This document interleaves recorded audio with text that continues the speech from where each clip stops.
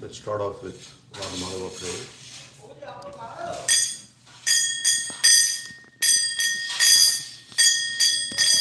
Jaya Radhamadhava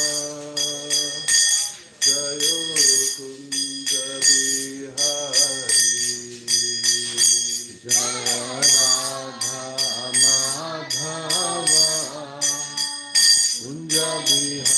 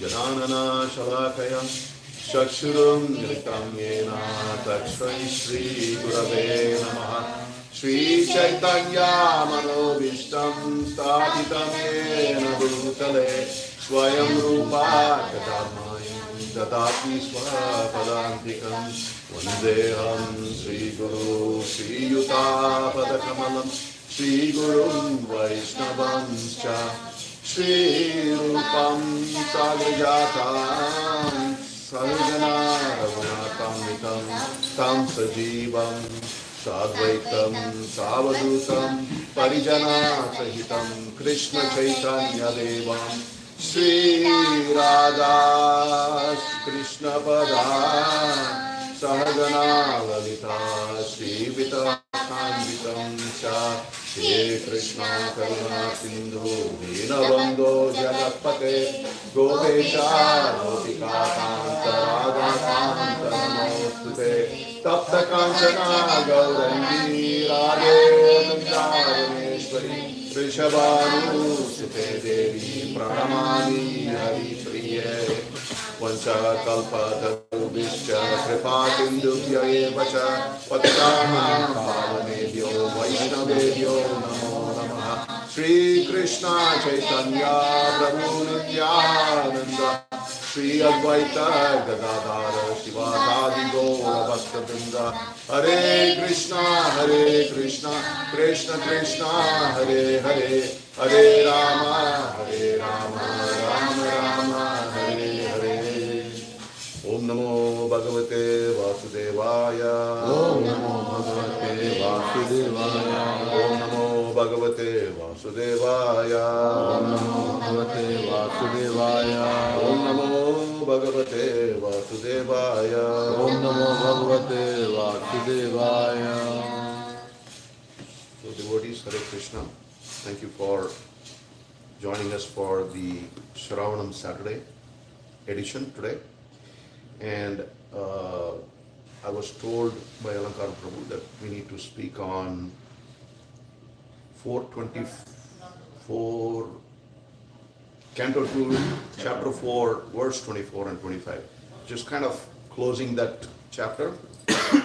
So he gave me the remnants of the chapter. So this is about creation, process of creation. Whole canto is process of creation, and the cosmic manifestation. And in that chapter 4 is process of creation. So just a little, sometimes when we watch new movies released, we want to watch the preview, right? So let's do a little preview of what we learned so far, and I'm going to rely on all of you to see how much on your memory, more or less. And then I'm going to take it forward from there. But what I have understood so far, in Canto 1, Parikshit Maharaj makes a humble, submissive inquiry. That's very important for us to understand. We've heard this so many times, but when we sit in classes, like Sunday Feast and so many other classes, I'm not going to be hard on myself or anyone, because we have a hard day's work somewhere. I don't know how many galis we received from our boss that day. We come and sit here, all that plays in our head for a while, or somebody giving us a hard time that day. And then the class, Premchandra Prabhu's giving a wonderful class, but I'm not submissively hearing. I'm thinking about that guy who gave me the gali, right? It's not absorbing. I'm not fully absorbed. But if you read Bhagavatam, the first instruction given is we have to submissively hear. Sravanam is the most important aspect in Kali Yuga. Hare Krishna Prabhu. Sravanam is the most important aspect. Okay, there are 9 processes of devotional service, of which Sravanam and Kirtanam are given extreme importance. Lord Chaitanya was asked in Chaitanya Charitamrita, of all the 9 processes, which process you think is the most important? And what did he say? Chanting the holy name.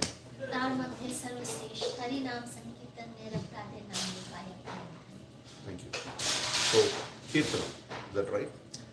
To do Kirtanam, we have to do good Shravanam too, right? Because in Kali Yuga, I'm thinking about Shravanam in a different way. I don't have time. Chanakya Pandit Prabhu is giving an excellent class, let's say. I'm putting on my AirPods and washing dishes. That's okay. I'm hearing. Hearing is, in Kali Yuga also is effective, right? But we have to be absorbed. We cannot be doing this multitasking. Sometimes due to circumstances we do multitasking, it's okay. But it's not recommended. And scientists, studies after studies after studies, if you see, go deep into the internet. Nowadays you don't have to go deep into the internet. ChatGPT does everything for you. But if you just ask ChatGPT, right, what is the best way to do any task? It will tell you, even with its own intelligence, it will tell you the best way to focus is not to multitask, right? And this has been proven several. So that applies to here also. When we are here at the temple, don't multitask, don't watch your phone, don't do this, don't do that. I'm telling myself also when I say that. Just listen to the speaker submissively. If you don't listen submissively, nothing is going to happen. Okay? You're going to be the same person when you walk out. Okay? And also it's respect to the speaker, Prince Prabhu prepares so much and he comes here. We don't respect him, it's like whatever. And I need respect. I'm not getting it. so that is the most important. Anyway, I don't want to dwell too much on it. But what have we learned so far in this canto? So in canto 1, it's all about, instruction about the self. Okay, it starts with, canto 1 starts with Janmadhyasya. Where is this all originating from? Right? And the other beautiful question that is asked is, the next one, Atata Brahma Jignasa. Right? These are, so Acharyas and the expert commentators always say, focus on the first, if you don't have time and mananam, do mananam. Mananam is meditation and reflection. At least focus on where the book starts and where it ends. That's nowadays, if you go to Coursera, how many of you have gone to Coursera? It's an educational tool, right? There is even a course, how to read a book fast. I think that's important nowadays, right? And what that author says, read the first few paragraphs in a chapter, go to the middle, and therefore it will start something like that. The author is saying, focus there. Now he's coming to the point, skip all this. And then look at the summary at the end. Now we'll get a gist of that chapter.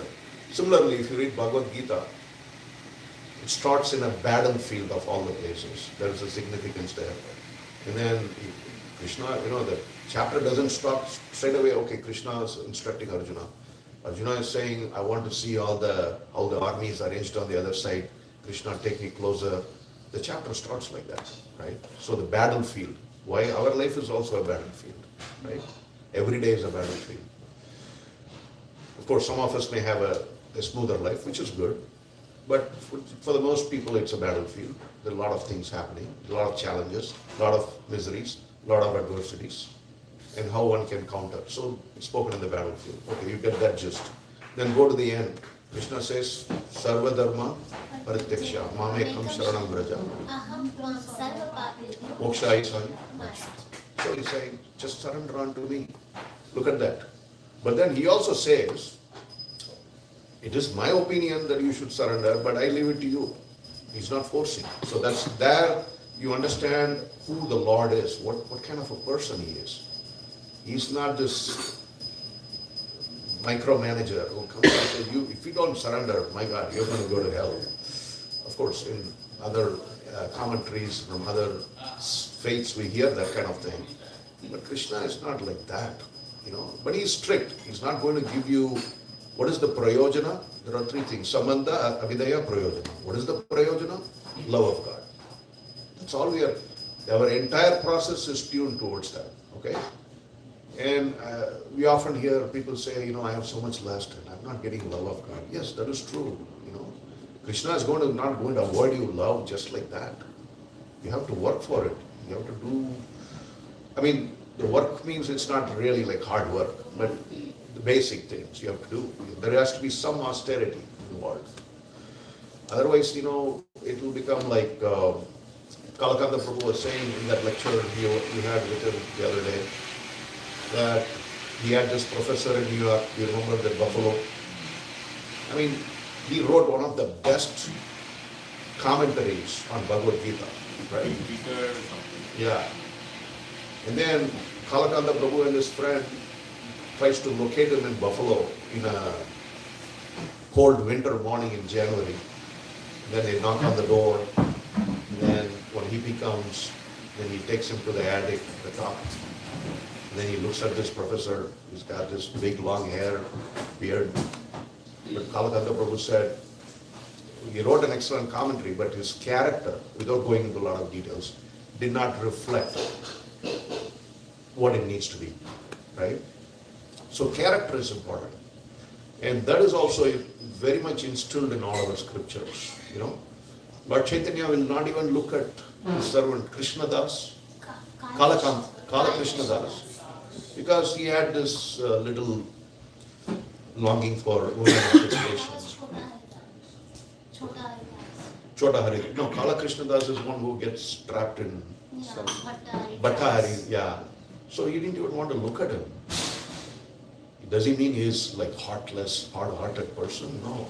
He's setting an example that if you have such tendencies, you can never grow in the path of bhakti. We are given the highest path. You compare all religions, all scriptures. Again, I'm not trying to be, puffed up saying we are the best. No, I'm not saying that. But we are given the highest truth, highest religion, highest form of religion, with all facts and figures. Not a lot of religion gives facts and figures, but we do, right? But the important thing is we also have to have certain discipline. Otherwise, we cannot absorb it, we cannot retain it, we cannot live by it. So, anyway, with that being said, there is Canto 1, Canto 2, process of creation. So here it's all about cosmic manifestation. So if you see the entire verse of this chapter up to the end, it is glorification. Parikshit Maharaj asked a simple question. Now you got me hooked. That's what he says. I'm paraphrasing. He didn't say the exact words. After the Canto 1, Parikshit Maharaj is saying, you got me hooked. I don't care about my family, my fame, my wealth. Because you know why?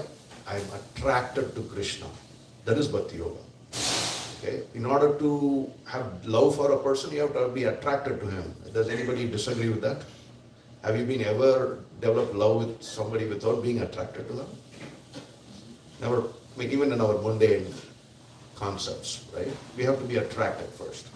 So Parikshit Maharaj says in that third verse, I'm attracted, I'm hooked. I'm willing to give up all my attachments. I'm ready. Give me more knowledge. And then he asks this question, tell me, how does the Lord, with his various energies, because we have heard oftentimes by Acharya's commentary, Krishna doesn't do any work. I'm not trying to malign him. Krishna, he doesn't do any work, All this killing of demons happened by his Vasudeva expansions. He's saying, hey, he's delegating every second. Master of delegation, right? We can learn from him. And if we can also delegate our work instead of being micromanagers, our life will be good. We'll be peaceful. Why? Somebody else is doing the work. Why do you care? I should be able to do that. I'm sorry? I should be able to do that. I'll see the facilities to be able to delegate. Oh, you don't have the facilities to delegate? Oh, what you're saying is you don't have the ability to delegate, otherwise you will be delegating all day. Is that what you're saying? You don't even have those to delegate the works to. There's nobody to delegate to. Oh, there's nobody to delegate to. Yeah, that's a different problem. That's a different problem. But Chanakya Prabhu, there are people where you give them 10 people, but they will hold everything, right? Have you seen them? Okay. But Krishna is setting an example. Don't be like that. Look at me, happy, playing flute, herding the cows, and giving hard time to the gopis. I'm enjoying my life, and everybody is giving me food every time. I'm not controlling anybody. It's my energies that are controlling, right? Delegate my japa to Alanka Guru. Who's willing to do 64 rounds? Probably you'll get very bad reaction because you'll also get bad japa. So, Parikshit Maharaj is asking, what are his energies? How is he? How is this? He is complete in himself, but yet he is expanding and expanding and expanding. See, when you expand in medical concept, the original energy gets dwindled, but that's not happening to Krishna. He's still in his, complete form, enjoying in Goloka Vrindavan, and he's expanding everywhere. And it says Nitya Leela. This Krishna Leela never stops. Here it happened 5,000 years ago. The entire cast, just like a movie, they closed the cast, studio, everything. They went and set it up somewhere else. The cast is going on, right? So Krishna's pastimes are always happening, right? But then he's also present here, and he's also present in every living entity, including us as Paramatma. But yet he's not diminished. So Parikshit Maharaj is wondering. He's like, wonder of wonders. How is this happening? So that's how this chapter starts. And you see what great souls do. You see, Sukadeva Goswami just doesn't say, okay, let me give the summary right now. He doesn't start like that. He starts with elaborate prayers. First he is offering prayers on Lord Krishna, verse after verse after verse. I remember Dravida Prabhu and even Amarendra Prabhu saying this so many times. Should always memorize. Of course, I have not followed that instruction yet. I hope I will do one day. Take the choices, like Akrura's prayers are supposed to be the best, right? You know, Amarendra Prabhu, I've heard several times say, memorize Akrura's prayers. And every time you come to the deity, you take a look at the deity, you bow down, remember some of those prayers, chant it. That's the meaning, that's why. Because it becomes second nature in you. Once you start praising the Lord through those exact prayers by these acharyas, given by acharyas, then your mind gets tuned, that attraction develops. There's a reason for all this. Everything is scientific here, although it's hard to understand. So anyway, and then finally it transcends to this verse that I'm about to speak on, where he glorifies Vedavyas, Vyasadeva, right? The last two verses are dedicated to Vyasadeva and also a little bit on Brahma and Narada. So that's how this chapter is closing. So now let's dive down into that. So hopefully I set the context well enough, probably long enough to the liking of Alankar Prabhu, but we'll get to that topic. So, who is Vyasadeva? So there are 6 avatars. I couldn't remember it by heart, so I captured it here. And probably Prince Prabhu, Radhika Mataji and Chanakya Prabhu may know all this, but the first one is the Purana avatars. Any example you can give? Purusha. Sorry, Purusha avatars. Sorry. Purusha avatars. Any example? Mahavishnu. Mahavishnu. Garbhodakshaya Vishnu. Garbhodakshaya Vishnu. Okay. Then comes the Leela avatars. We'll come to that at the end. Okay. Guna avatars. Brahma Vishnu. Manmantra avatars, as the name indicates, Manmantras, right? Yuga avatars, Lord Chaitanya, great example, right? And then Shakti Vesha avatar, Srila Prabhupada. So these are, go ahead, you want to say something? Okay, so we have all these various avatars. Now, Leela avatars, I said at the end. Why? Because Vyasadeva is portrayed to be a Leela avatar. He's taking part of the pastimes of the Lord. So, who is Vyasadeva? He is the great grandson of Vasishtha Muni. Let's start the lineage, okay? So, he is the great grandson of Vasishtha Muni. And then, let me see, I wrote it down somewhere. I got it. Bear with me.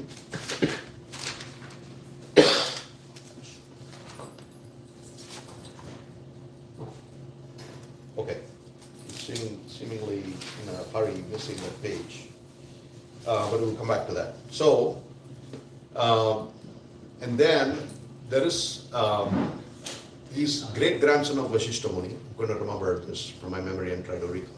And then there is another grandson of, in between Parashar, there is another person. I think his name is Satya or something. Shantan. Shantan? No, not Shantan. Okay, it will come back to my memory. Parashar. And then comes Parashar. So I try to find more on this detail. I'm not an expert in Mahabharata, but there are so many experts. I could even phone a friend and I can get an answer. But Parashar Muni, of all the people, he's a Brahmin, he's a sage. But then he marries this fisherwoman, Satyavati. And how does that happen? He is, according to what I read, I don't know if it's the correct form. One day he's traveling in a boat from one place to the other. And then this boatman happens to be a woman, right? So, and then she's singing nice songs. But according to the version I read, Parashara Muni saw something very divine in her. It is not the mundane attraction to a girl, but he saw something divine. And he thought, if I have a lineage through her, like a kid through her, that kid will become excellent in understanding the Vedas, and he can even liberate this world through his preaching. That comes to his memory. And see, look at these great souls. he's marrying her for that reason. Our marriage thing is different, right? So, and of that marriage comes Vedavyas, right? So Vyas means what? The Sanskrit meaning of Vyas means one who is a compiler, one who is an explainer, right? One who is a composer. There are several meanings. So Vyas, but he's not an ordinary explainer, compiler, composer. Veda Vyas, one who composed the Vedas. The Vedas are already existing, right? What are the 4 Vedas? Rig, Sama, Atharva. So here's where the great souls differ from us. And we have some elements of it, no doubt. We feel also compassion. But the great souls feel compassion for all living entities in this world. It's impossible for, at least for me, to think like that. I may do it in parts, but having that overflowing compassion for the humanity at large. Vedavyas, it is said, once was meditating. And he was able to see how Kali Yuga will be in that meditation. And what he saw, became very sober, because he saw people suffering not because of course, disease and other things, suffering mainly due to not understanding what is the goal of life, and showing more importance to materialistic pursuits. I want money, this and that, wealth, etc. So he became very morose. He said, no, this is not the way to live. What can I do to help them? So he's thinking very seriously. And then he said, he starts off saying, no, let me try to give the essence of all the Vedas. And he gets deep into it. And he puts extraordinary amount of effort and work. And then he comes up with a final output, which is, of course, explains the Vedas in very simple terms. But somehow, deep in his heart, it was not very satisfying for him. At that time, Narada Muni appears. Narada Muni knows what's happening in everybody's, heart. And he appears, and he looks at Vedavyas and said, you have done such an extraordinary work. Why are you so unhappy? And then Vedavyas is telling in response, you please tell me. That's why I need you to help me. I don't know why.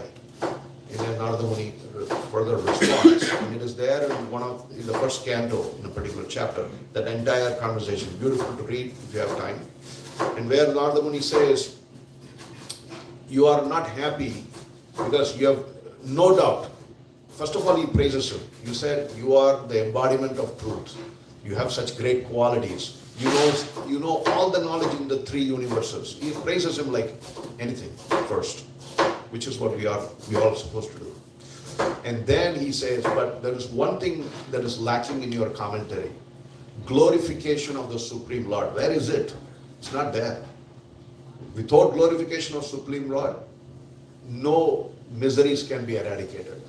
Nobody can be happy. Even those who are not seeking happiness, but let's say they are very intellectually curious. Have you come across such people? Intellectually curious, right? They will never stop asking why. It's a good quality, but sometimes they beat it to death, and then beyond a point we get exhausted, right? So he said, though there are those jnanis whose craving for knowledge that also can be satisfied. It's like one shot, one simple formula. You get everything accomplished.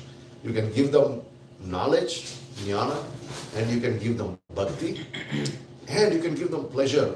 Where is the pleasure coming from? All the pastimes. Srimad Bhagavatam is full of pastimes. One day I was hearing a lecture, I couldn't remember who it is, and this person was saying, you don't have to go to movies, you don't have to have storybooks, you don't have to watch TV shows, all that. There's only one solution, just read Srimad Bhagavatam. It has everything.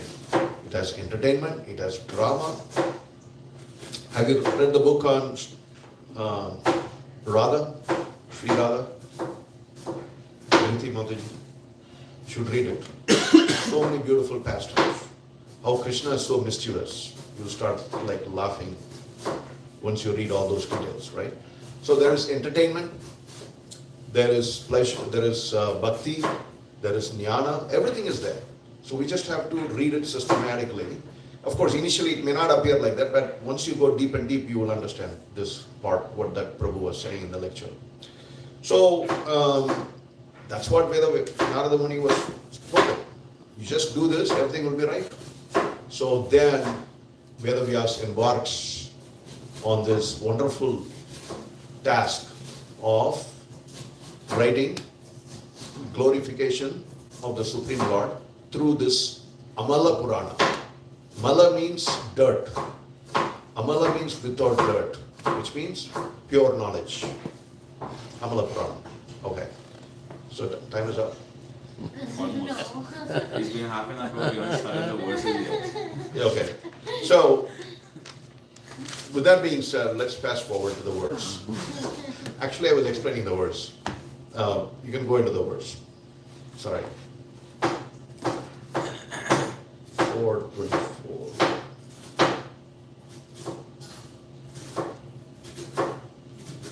All verses are only coming out of your mouth.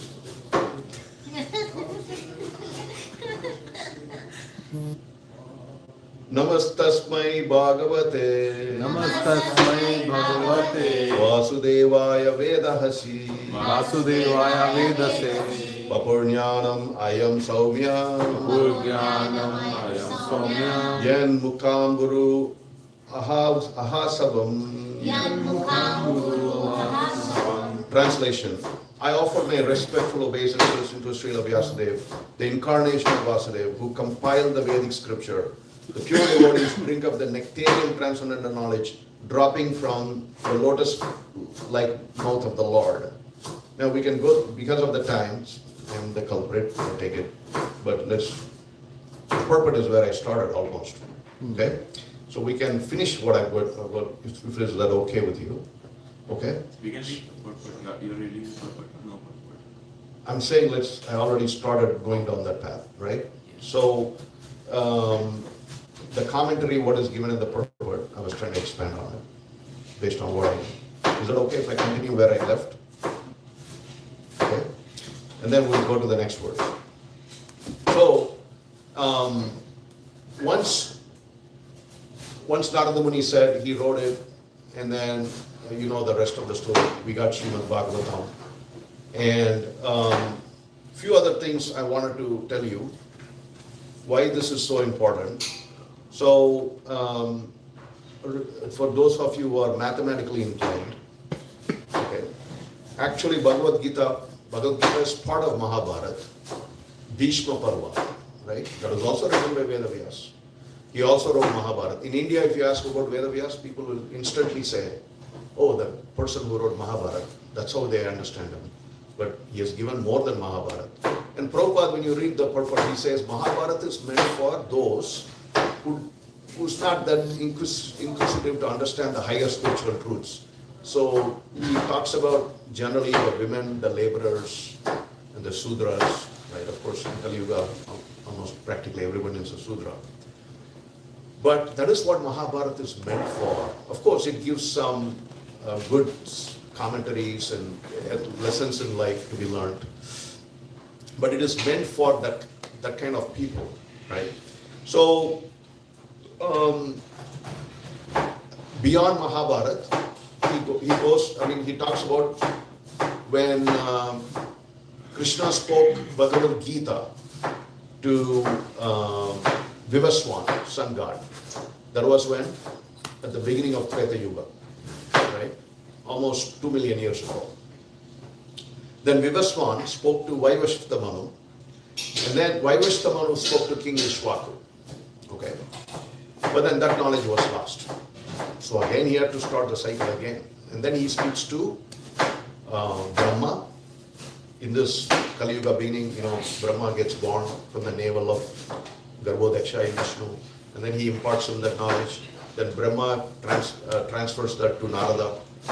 Narada to Vedavyas. Vedavyas to Sukadeva Goswami. It goes like that. So the importance of disciplic succession, right? Anything we say, and even we are speaking, we are just repeating from what those great saints have shared all along.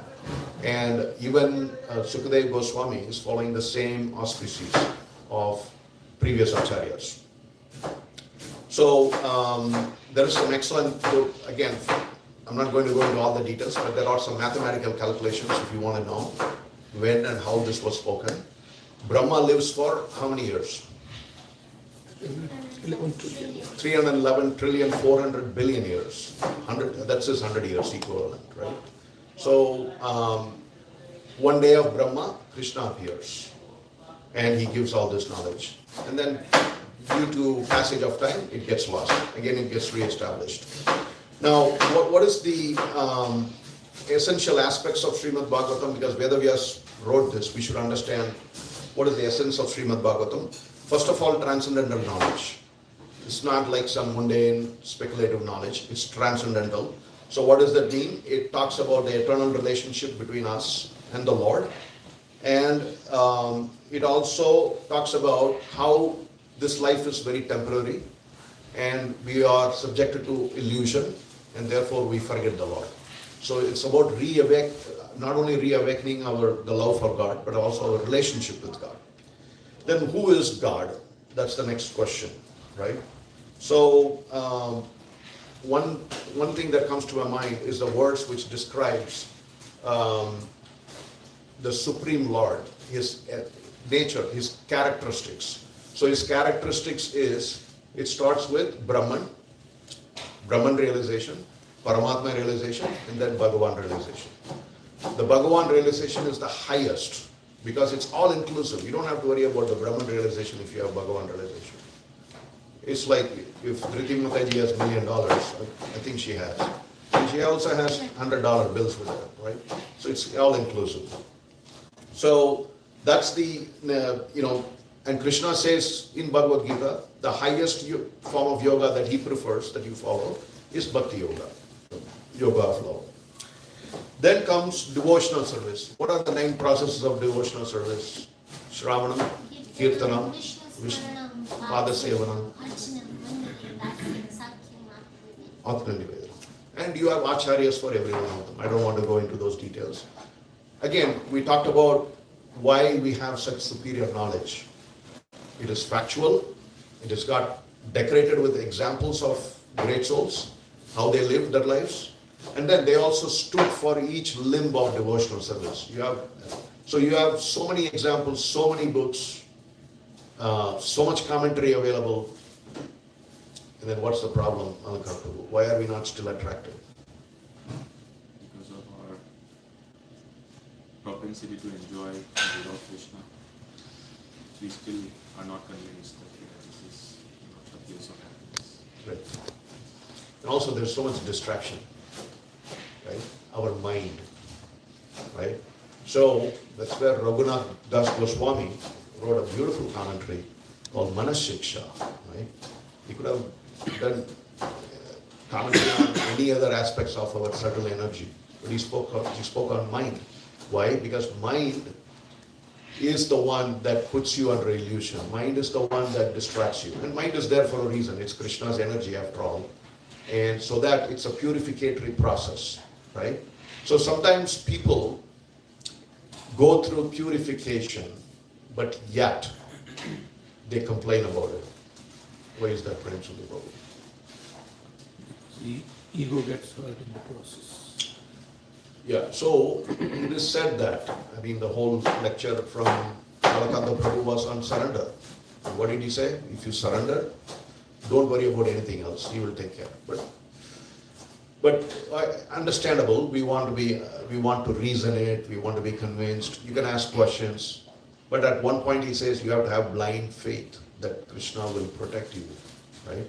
And when you have blind faith, once you surrender, he is going to subject you through purificatory process.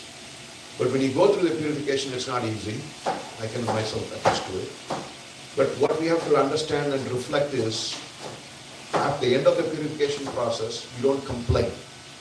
Premvilas Prabhu said in the Mahasatsang class that he gave recently, he went to Yugal Krishna Prabhu when he was disturbed. Were you there when he said all that? Mahasatsang? Yeah. So he met with Yugal Kishore Prabhu, who is in Michigan. Whenever he gets disturbed, he will take the car, drive there, and go to him, ask for counseling. Yugal Kishore Prabhu said, don't complain about all these things. This person is doing this to me, that person is creating problems for me. Yugal Kishore Prabhu told Prabhupada Prabhu, don't complain. First thing you have to understand. Because this is by the design of the Lord. He's trying to teach you something. Try to understand what is the lesson you are learning from this. As opposed to, and Prabhupada also said, when one person got so disturbed, he went to Prabhupada, why is this happening? This person, he's doing this to me, and Prabhupada said, stop it. That person is the instrument of your karma. So don't go after the instrument of the karma. Understand what the disease is and take proper precautions, right? So, all that comes under, why I'm saying is devotional service need not, it is a great, pure process, but it can also be very challenging to go through. But at the end of the day, we should have faith and say this is all happening for a good reason. I'm not going to complain, I'm not going to criticize anybody. And I'm going to accept it by the will of Lord, and I will see what happens after a while, right? That faith has to be there. Then, it also talks a lot about material and spiritual worlds. What are the three main planetary systems? Patala Loka, Urloka, Swarga Loka. Of course, within that there are subdivisions. We don't have time to talk about all that. But Srimad Bhagavatam gives, those scientific people, who wants to understand how this world is created, etc. There is enough knowledge there. Then it also talks about the interconnectedness of all living beings. So here is where Achintya, Beda, Abeda Tattva comes. Right? So we are same as the Lord in quality, but we are not same in quantity. So that's Achintya, Beda, Beda Tattva. I'm going to fast forward it very quickly. So these are some of the areas it touches on. I was trying to give a high-level summary. And Bhagavatam finally closes down with the most important message, which is Kali Yuga is full of faults, right? However, there is one good quality in Kali Yuga. What is that? Chanting of the holy name. Just by chanting the holy name, one can get liberated. So I want to quickly wrap this up. Sorry, Alankar Prabhu, this does not go exactly according to your format, but I was trying to give the essence of this. Prabhupada, just association with pure devotees. I just want to focus 2 minutes on that. This is the most important thing. In Uddhava Gita, when Lord Krishna talks to Uddhava, he tells him so many things. You have to, you should have good etiquettes, you should have a good knowledge of scriptures, etc. So many things he says. Finally he tells Uddhava, I think you attended Uddhava Gita from Bhakti Charu Maharaj, right? You went all the way to Gita Nagari. Remember that. I forgot. So at the end, Krishna said, forget about everything else, Uddhava. Remember one thing. In this age, just associate with good souls, pure devotees. Just associate. Everything else will come with that. So Prabhupada was traveling from Mexico to a place called Caracas. This is all in South America. He was in the plane. With him was Shrutakirti Prabhu, his secretary at that time. So he had shipped rice and peanuts in their plane. And then at one point he started getting hungry and he told Shrutakirti Prabhu, where is my snack? So in the plane, Shrutakirti Prabhu served him chipped rice and peanuts. And he ate it. And whatever is left, he gave it to him. You eat it. Because that is our practice, right? We eat the remnants of pure soul. So this air hostess was watching from a distance. She became so curious. She said, what is it? She came and asked Prabhupada, what are you eating? And then Prabhupada said, chipped rice. Can I have some? She ate it. That was her Sukriti, whatever there is. How many air hostesses will come and ask like that? Then, that ended. Years later, Shrutakirti Prabhu became a preacher. He went to South America, and he's talking about this exact same incident. And somebody, a devotee in the crowd, at the end raises his hand. He said, Prabhu, I preach a lot in Brazil. And one day when I was preaching in Brazil, I happened to go to this Mataji's home. This Mataji opened the doors. I went in, and she had deities. I didn't have to preach her. She knew everything. And then she had Bhagavad Gita, Srimad Bhagavatam, Chaitanya Charitamrita, all in Portuguese language, sitting there. I was amazed. Out of nowhere in Brazil, when I'm doing book distribution and preaching, I came across this lady who's already a devotee. She already knew about Prabhupada. And then he asks her, how did you know this? How did you all know this? And then she narrates that incident in the plane, which the Prabhu was just talking in the lecture. And this Prabhu was saying, further I asked her, how did you get attracted to Prabhupada? And then she said, no, I took this chipped rice from him in the plane. But something about Swamiji was very attractive and unique. So I researched him on the internet. I got all the books, I read, and here I am. So, association, what does that say? Lava matra. What is that? 1/6 of a second. 1/11 of a second. If you associate with a devotee, your life can transform, provided you have that faith. This lady had the faith, otherwise why would she go into the internet out of nowhere, just eating a chipped rice from him in a plane? How many of them will do, right? But she was longing for it. She had the desire. So if you have the desire, Krishna will reciprocate, right? So I want to close it out on that. Alankara Prabhu, I'm very sorry. I took a lot of detours. We have one more verse now after Yeah, this. we have time. Oh, time? Okay. The way he was looking, I thought I missed. Observe over And then he started going up there, standing. I said, he's giving me all kinds of signals. I'm getting hot water, Prabhu, there. You're getting hot water. Next time, wink at me so I will know. Okay. All right. So the next one. Etad evatma bhurajan naradaya viprachate veda garbo bayat sakshat yad aha harir atmanaha. My dear King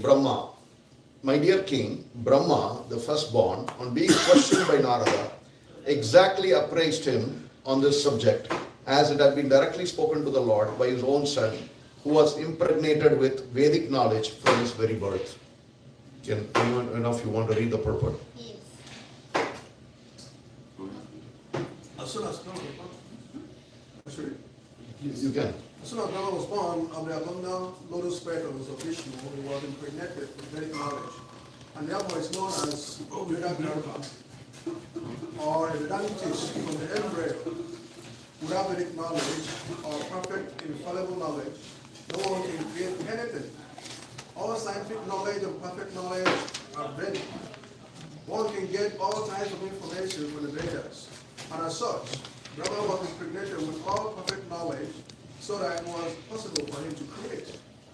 Lord Brahma knew the perfect description of creation and was exactly apprised to him by the Supreme Lord Hari. Brahma, on being questioned by Narada, told Narada exactly what he had heard directly from the Lord. Narada again told exactly the same thing to Vyas. And Vyas also told Sukadeva exactly what he had heard from Narada. And Sukadeva was going to repeat the same statements as he had heard them from Vyas. That is the way of Vedic understanding. The language of the Vedas can be revealed only by the above-mentioned split succession, and not otherwise. There is no use in theories. Knowledge must be factual.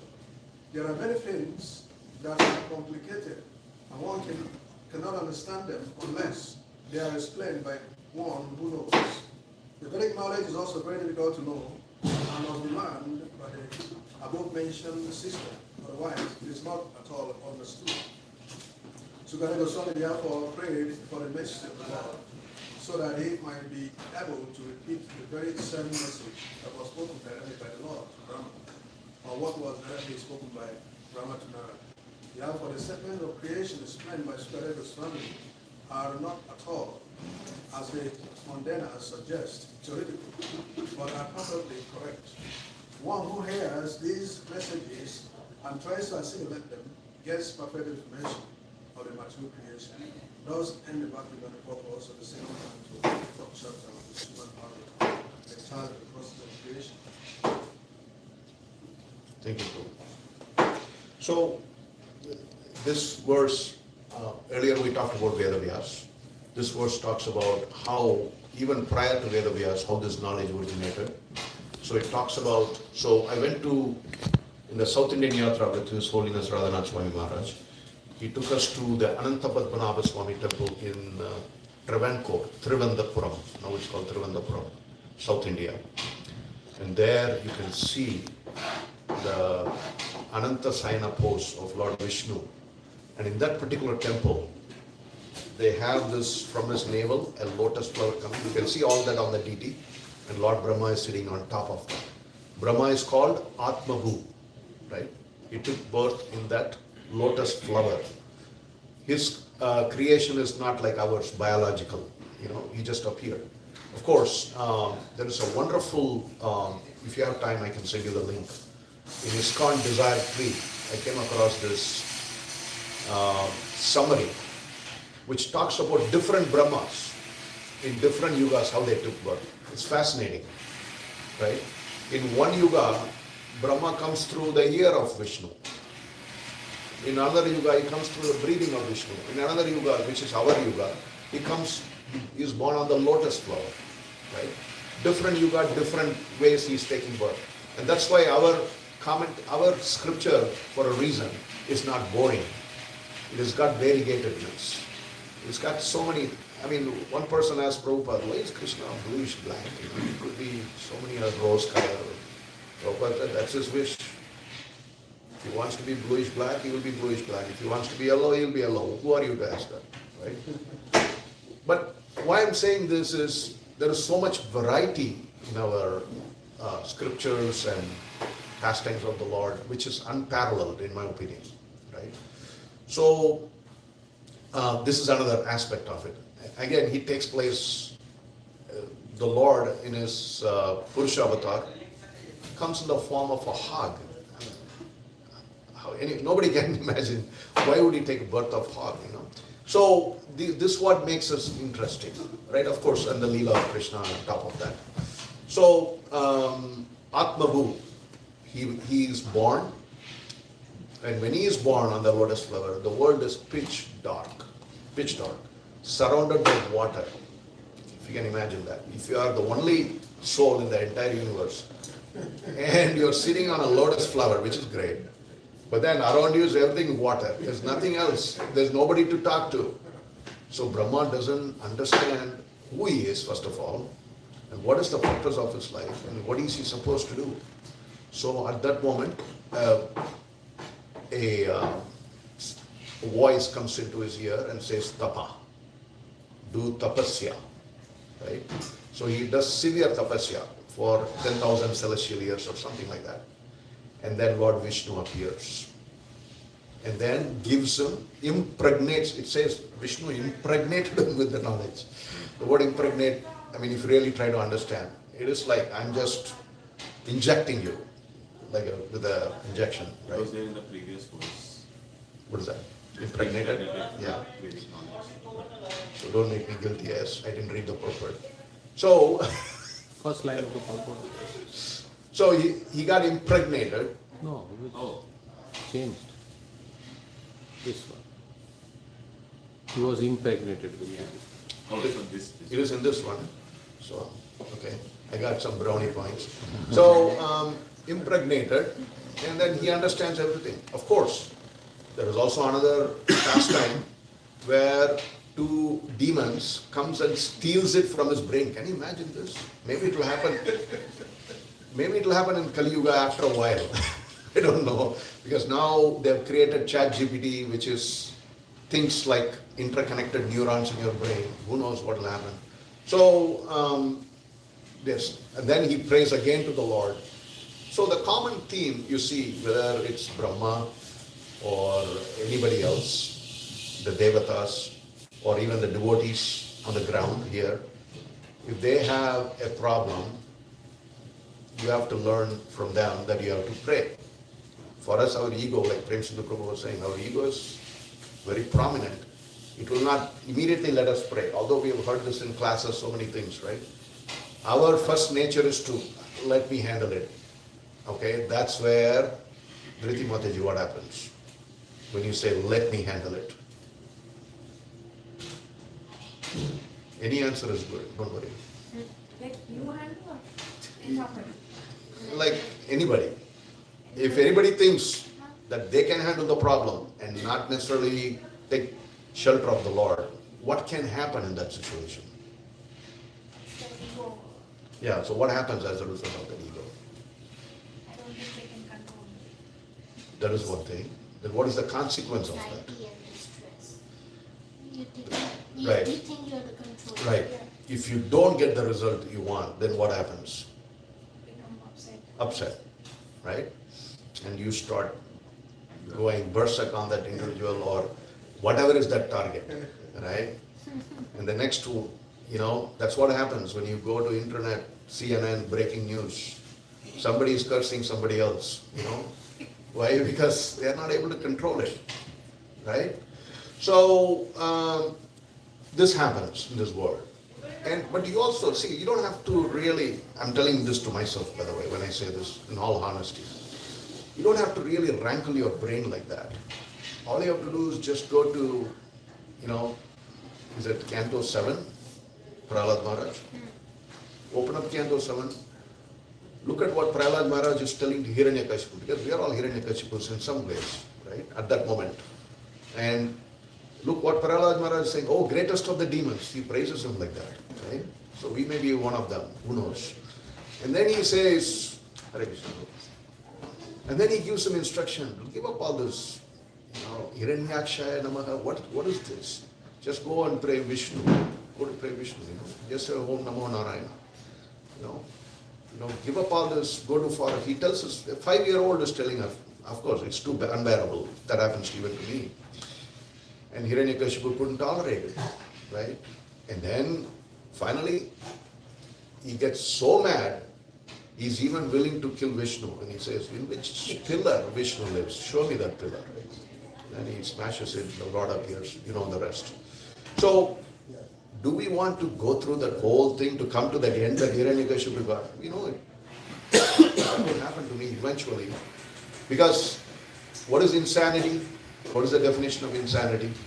Doing something over and over and over again, but expecting a different result. Right? And that's what our lives are, if you really think about it. We're doing this over and over and over again. What is that? Birth, death, old age, and disease. Right? And Gokuleshwar Prabhu, His Grace Gokuleshwar Prabhu said, we are every time coming to this world and then we are learning A for apple, B for boy, C for cat. And then we go through the whole process, we die, but we never learn. So this is something we have to reflect on.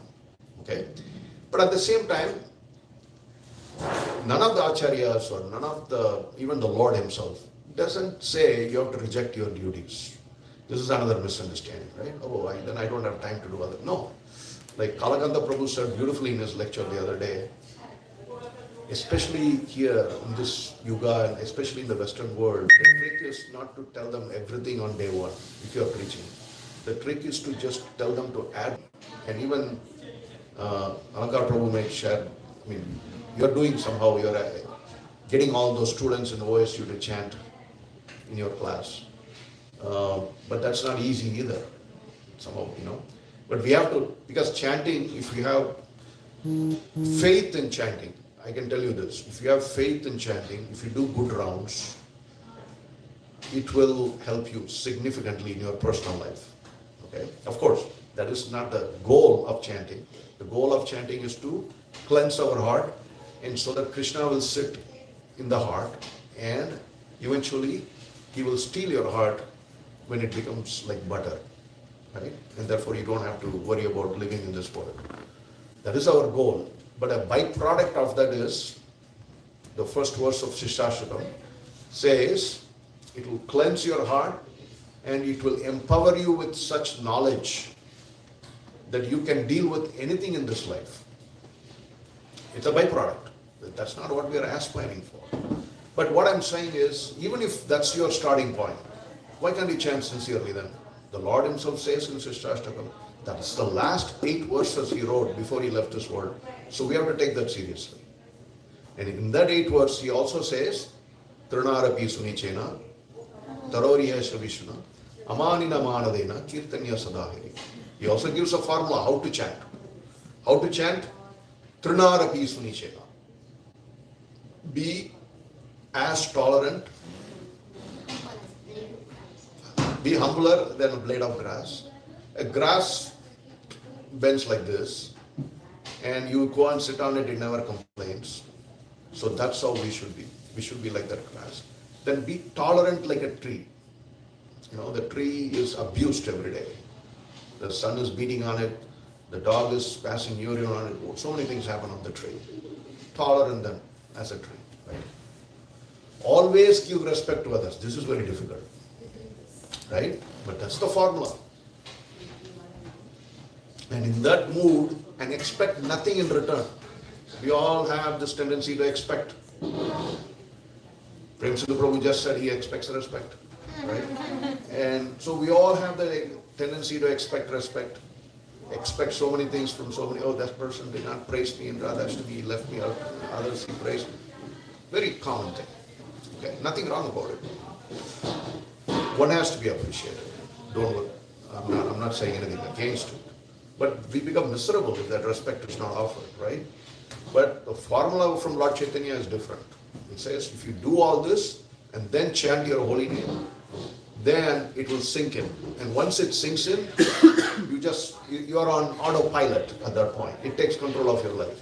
It puts the right words into your mouth when you are stressed out. Everything happens magically.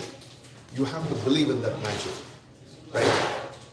In our Gaudiya Brahma Madhava Sampradaya, our weapon is chanting.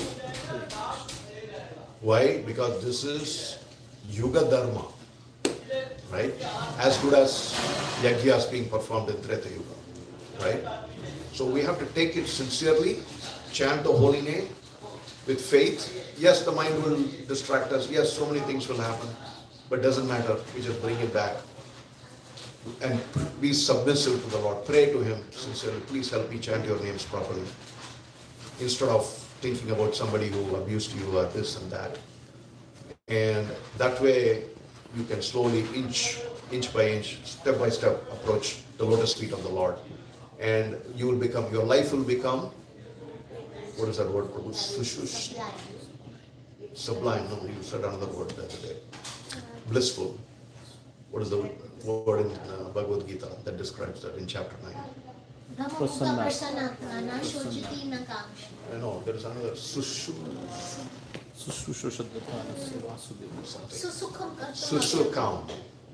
What is that meaning of word, Radhika? Susukham. Blissful. Blissful means what? You may still have problems externally, but internally you will be blissful. Nothing will affect you.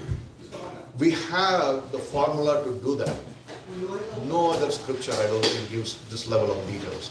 But we have to take advantage, we have to take it seriously and do justice to our Guru who gave us Diksha. Make sure, he's feeling happy for giving us Diksha. So I will end it up here. Please forgive me for rambling here and there. Ankar Prabhu is going to give me his feedback later. I will take it. The class is over? Yeah. We are waiting for some expert comments from you Yeah. about the class. So he's saying. So any questions? Anything you want to elaborate? Anything? If I made any mistakes, please forgive me. But Prabhu, you want to say something? Huh? Not necessarily you have to know the Sanskrit. You can even say prayers in English. Yeah, the Lord will understand any language. No, but the translation is there, right? Yeah. You can do that. I never heard about Akrura prayer. I heard about Kunti's prayer, Bhishma Pitama prayer. Oh, Akrura's prayer is Akura is the Acharya of Vandanam. Yeah. Vandanam, he's the Acharya. Oh, yeah. But all prayers are valid. Which All chapter? even Brahma is But, praying. but there is an advantage, although I should not be saying this because I'm not doing this. There is a great advantage of learning Sanskrit and repeating this verses in Sanskrit to your memory. Probably you may not get Alzheimer, I cannot promise that, but it could happen. You're energizing the neuron constantly, right? In addition to taking, I should start memorizing a verse, otherwise we may face dementia. right? To prevent dementia, least you will you need to memorize it. At least even if you're rambling verses, I suppose something else. In addition to taking turmeric powder, they say it's good for Alzheimer. But anyway, and the other reason is, Indradyumna Maharaj, what happened to him? He remembered a mantra he chanted in his previous. He got cursed Yeah. and he became this Gajendra. But as Gajendra, he fell, he was in a very tough situation. You all know what it is, right? And what came to his mind at that time? Prayers that we was chanting in the previous. Right. So Sanskrit does have Power. power. Because when you repeat the words in memory, it's perfect. It is chanted by an Acharya in a perfect way. You are also chanting in a perfect way. Of course, like Prem Sudha Prabhu said, the Lord is all merciful. Even if you chant in your Gujarati and your heart, He will understand and He will reciprocate. So no problem. Or for that matter in Telugu, right? Hare Krishna mantra is also prayer. I think in that section only Prabhupada says we should chant so much that some people even have dementia, they forget everything but they don't forget the mantra. Hare Right. Krishna. It's also a prayer. Please engage me in your service. Right. Exactly. So, any other comments, Alankar Prabhu? I was thinking, the question. So you mentioned about the faith, right? And you also brought this blind faith that Sravanam Prabhu had mentioned Right. the other day. So here, it's a very nice chain is given that from the lotus mouth of Lord, straight it went to Brahma. Right? Then Brahma gave to Narada, and then Narada is giving to Sukadeva Goswami. Oh, sorry, Vyasadeva. Vyasadeva. And Vyasadeva is giving to Sukadeva. Sukadeva Goswami. And so this is like if we think of this as a parampara, as like a bona fide parampara, and then we talk about faith. But then we also say that one of the key link in this parampara forgot that Krishna is God and committed offenses, like Brahma. So then you say that faith, but then we say that somebody might come and say that see one of the link in your parampara is kind of misplaced or broken because they are performing all this activities that shows that they themselves don't have faith, or they themselves have been committing this offense of forgetting Krishna. They got this knowledge straight from God, And yet they are committing these and they aparadhas. forgot, and then they are so confident that they are giving this knowledge to others and saying, you preach. Like you said, right? Sanskrit, you said that I should not be saying it because I am not practicing. But it's same thing, they smoke cigarette, but then I said don't smoke cigarette, it's very bad. So, but where is the faith aspect? Brahma is giving this knowledge, but he forgot about Krishna. And then we are saying that our parampara is very bona fide, our acharyas are perfect. Same thing, when we see some acharyas are fallen, they fall down, then they lose, some sort of respect, and they also lose authority on preaching or whatever, XYZ.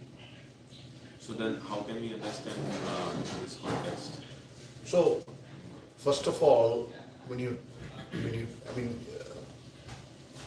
just to give another example of what you just said, there is so many pastimes where Lord Indra makes seemingly mistakes, right?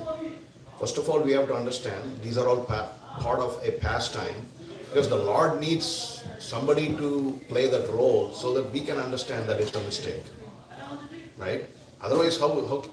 So he cannot say, let me call Sukadeva, let me make him make mistakes, because first of all, even if he comes here in front of me right now, I need that vision to understand that Lord is next to me. When we chant sincerely, it is said Krishna is non-different than the name. How many times we realize that?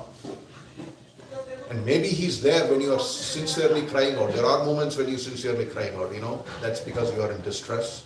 You do have a good chanting, if you remember.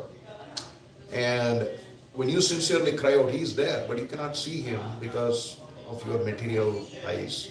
Brahma Samhita says it should be tainted with ointment of love to see Him. We will get there.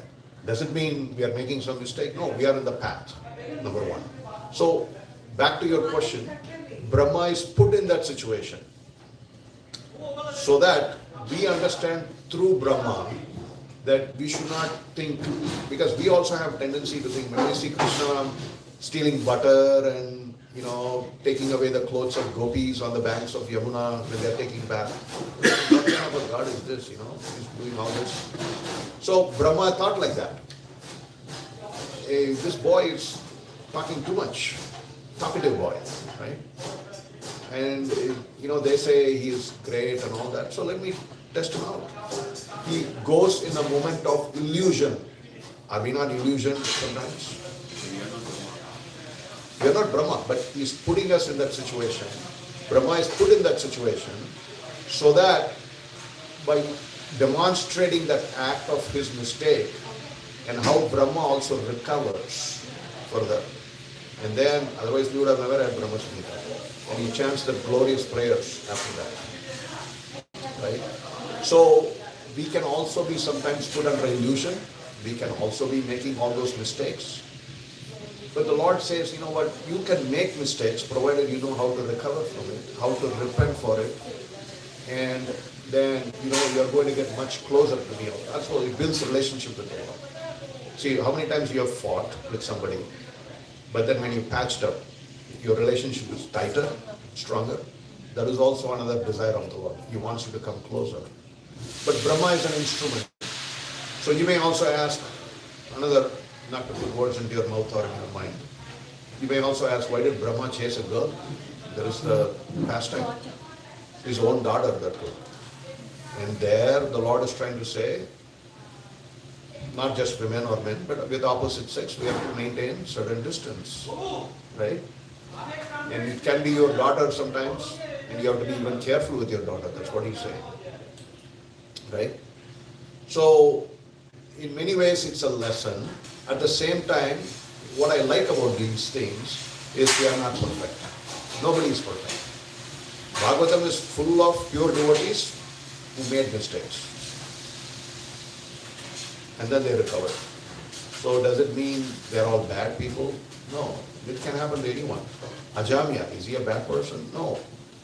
Because of past Sukriti, he had that little inclination and he committed a mistake.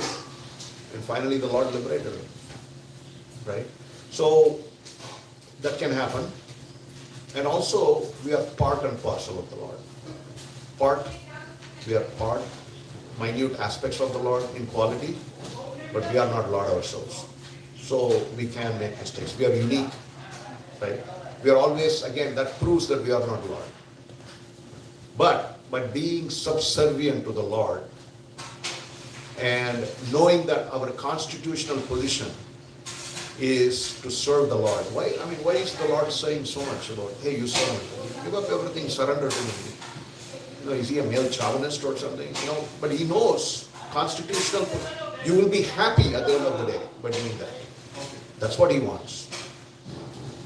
And we are unnecessarily wasting our time in this world, and this world is like a hospital for our purification. And we don't understand that. We are making this a permanent place and we are suffering. So that's why all this knowledge is given, all these characters are there, and all these examples are there for us to learn from them, so that we don't have to reinvent the wheel at the end of the day. We just follow them. Hey, this is what happened. What are the 3 ways of learning, Radhika Mataji? One can learn. What are the 3 ways, 3 methods? Learn by hearing from scriptures and seeing others' example. Right. And then after all that, if you don't learn, then what happens? You learn by your own mistakes, which is hard. Why do we have to do that? All these personalities already set an example for us. That's how I see it. I don't know if I answered your question. Premchandra Prabhu, anything you want to add? Anybody else? Actually, there is a verse in Bhagavad Gita. Krishna says, "Apichet suduracharu pujate mam ananyapa sadhureva samantya." Even if a person commits most abominable action, but if he is In the path. staunchly situated in devotional service, he should be considered saint. Saint. So that is And our Brahma, from our side, that is a pure devotee. He will make that mistake. I mean, there are so many Brahmas of different universes, but in our line is of pure devotees. They are not. But isn't it that what we are reading is about only about our Brahma? so. Irrespective of which Brahma it is, even a pure devotee can make mistake. But if he comes back on the track, then he is considered as a pure devotee. Like Bharat Maharaj, right? He made a mistake. He was on the platform of Bhav, but he got attached to a deer. What I told you. But he came back because Krishna always brings you back on the track. If you are sincere and that Yeah. the offensive activities performed by mistake or accident. So Brahma, after that, he prayed that next life I want to be born in a low birth. Hare Krishna. So he came back. Repentance, rectification of our mission. Ajamil also became pure devotee. He got deviated, but he became pure devotee.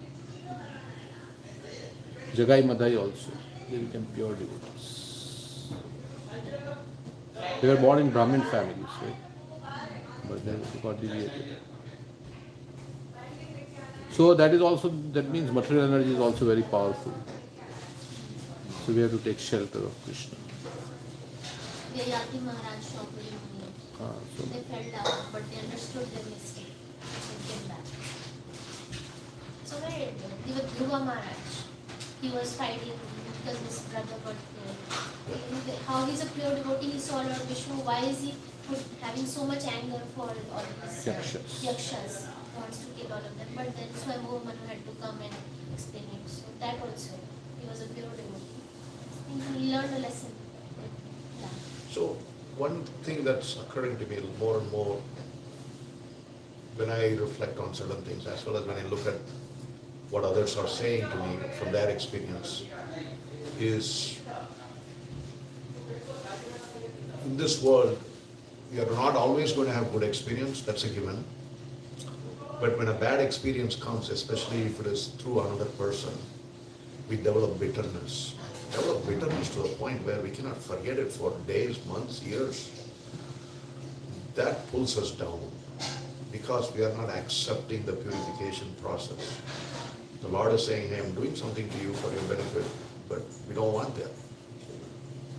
So in the process, what happens through the bitterness, we commit aparadh and we are not able to forgive people. So Krishna Jivani Mataji, in one of the Sunday feast class, gave an excellent point. She said, she was quoting that whole story on Draupadi and how she lost 5 kids due to Ashwatthama, who mercilessly kills them one night when they are sleeping. But she forgives him. And when she was explaining that, the point she was making is we can never be in peace without being able to forgive. That's the underlying point, right? You have to learn to forgive. I'm not a master in that, but I'm saying that's what great souls have said that, right? So, but there are various lectures available too. His great Mahatma Prabhu is an expert in that seminar. So we also have to, we talk a lot about art of living and art of dying, which is very important. Art of dying is the most important thing. But art of forgiveness, in my opinion, is equally important when we are living. Because we are going to have that experience. Unless you are a saintly person. We are going to have that experience while we are in the path. Why I'm saying is this can put us behind, like 1 step forward, 10 steps backward. Have you heard that phrase? That 10 steps backward, in my opinion, comes because you don't know how to forgive. Right? And then you're holding on to it. Just look at, do a clean sweep of all the acharyas. Show me one incident where the acharya is saying, I'm holding a grudge on this guy. I'm going to make sure you curse him so badly that he's going to come back as an ant or a dog. Have you seen any? Prabhupada was chased in the middle of the night in New York by a crazy drug addict who took a knife and he was about to kill him. Have you ever seen Prabhupada anywhere after that, in any book, any commentary? That guy, I'm telling you, I'm not going to give up on that. That is how the mood is, right? Okay, we cannot overnight become like that, but we have to learn the art of forgiveness. So please get Mahatma Prabhu here one day for a seminar. He gave that seminar. When I came in 2009, he gave that seminar, Art of Forgiveness. And Navin Krishna Prabhu's home. Really? You were not there that time. I don't know. I'm sure I was No, not in there. that, I don't in that remember. seminar, you I It's will also, not. it's also available on his website. Website. Art of Forgiveness. I'm telling you, devotees, that's my realization of late. You should learn the art of forgiveness. Otherwise, you're going to be so disturbed. Your sadhana is going to get affected. And you will lose faith in this process. See, that's a sad thing, You will not experience joy in the life. right? Bliss and joy. That's what we are looking for. Right.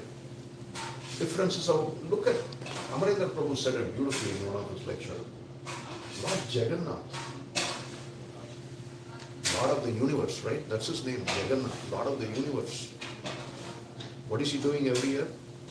He's saying, this devotee doesn't have time to come and see me. Let me go. Put me on the chariot. Let me go and see him. Let me bless him. And he's got big eyes. You look at him. He's got big eyes. Why has he got big eyes? Magnifies the good quality. Yes, he doesn't want to see the dirt in you. He wants to see let's say you have 75% dirt and 25% goodness. He's ignoring that 75, looking at that 25 that you have. He's saying, what a great devotee Dhriti is. Right? So, if the Lord is like that, what is our situation? Satisfaction. You look at good qualities. Good qualities. Like the honeybee. Sucks. Is that what Baba Grahi also means? No, he's more essence, right? Yeah. Baba Grahi essence. Satisfied. As opposed to like flies. Flies, they hover on dirt and garbage. Right. And the devotees are like honeybees. They suck the nectar. Means they see the good qualities and then talk about the good qualities. So, again, I can go on and on and on this topic, but I will stop there. Your Shukdev Goswami is giving pleasure to Shukdev. Shukdev Goswami spoke for 7 days, so at least you should speak for 7 hours. But we are not Parikshit Maharaj. You just heard Alankar Prabhu, what he said. Prabhu, you are not even knowing Sanskrit, what's the use? He's telling me like that. But Sanskrit, you said that it doesn't matter. Krishna misses all the languages. That's true, but one has to make an effort. That's on my list of things, Alankar Prabhu. But that's after that. So with that, I will stop. Please forgive me if I spoke too much. Please forgive me for not sticking to the format, Alankar Prabhu. And hopefully I spoke something that inspired you by the will of Lord. Thanks for giving the essence of Bhagavatam.